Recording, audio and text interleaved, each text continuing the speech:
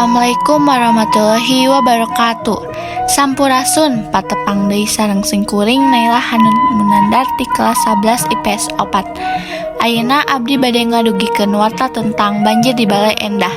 Sababaraha minggu ka tukang daerah Balai Endah Kabupaten Bandung kakenaan ku rupi-rupi musibah.